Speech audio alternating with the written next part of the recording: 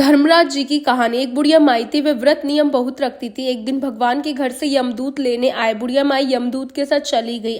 आगे गहरी नदी बह रही थी। बुढ़िया माई डूबने लगी। तब यमराज जी ने पूछा, माई गायदान की हुई है क्या? तब बुढ़िया माई ने मन में गाय माता का ध्यान किया तो गाय माता उपस्थित हो गई। गाय की पूंछ पकड़कर बुढ़िया माई नदी पार हो गई। आगे गई तो काले कुत्ते खाने दौड़े। तब यमराज जी ने पूछा, कुत्ते को रोटी दी है क्या? बुढ़िया माई ने मन में कुत्ते का ध्यान किया तो कुत्ते चले गए। आगे चली तो काले कोई बुढ़िया माई को चोंच मारने लगे। तब यमराज जी ने कहा, ब्राह्मण की बेटी को सिर में तेल लगाने को दिया है क्या? नहीं। बुढ़िया माई ने ब्राह्मण की बेटी को याद किया तो कोई ने चोंच मारना छोड़ दिया। आगे गई तो पैरों में कांटे चुभने लगे। तब यमराज जी ने कहा, चप्पल दान की है क्या?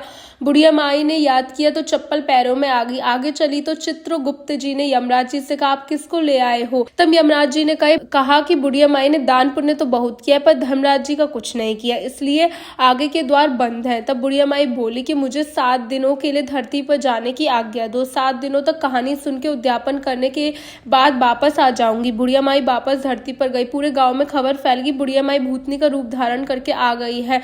वे जब अपने घर को गई तो बड़े बेटे बहू ने भूतनी समझकर घर के द्वार बंद कर दिए। तब उसने अपने बेटे और बहू को कहा कि मैं भूतनी नहीं हूँ, मैं तो धर्मराज जी के कहने के अनुसार वापस आई हूँ। मैं नियमानुसार प्रत्येक दिन धर्मराज जी की कहानी सुनकर उद्यापन करके वापस परलोक चली जाऊंगी। यह सुनकर बेटे ने उद्यापन की पूजा की सभी सामग्री एकत्रित कर दी, लेकिन कहानी का हुकारा नहीं बढ़ा। तब बुढ़िया माई ने पड़ोसन के पास गई कहानी सुनाने का। पड़ोसन ने कहानी सुनी, हुकारा भर दिया। बुढ़िया माई ने 7 दिनों के पश्चात कहानी सुनकर उद्यापन कर दिया और सभी सामान दान कर दिया।